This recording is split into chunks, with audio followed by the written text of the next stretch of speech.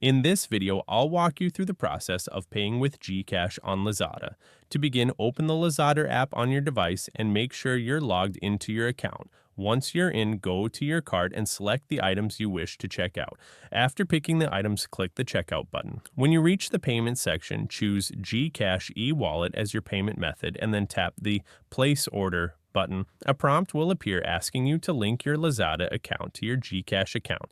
To do this, enter your mobile number in the given field and hit Next to continue. Next, you'll receive an OTP one-time password from GCash. Enter this code to confirm the action. You'll then need to input your GCash PIN to proceed.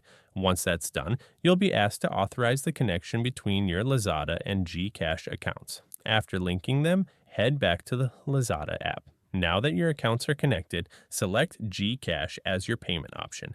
When you're ready to check out, you'll be directed to a page where you can choose how you'd like to pay. If you have GCash G-Credit enabled, simply select G-Credit and complete the checkout.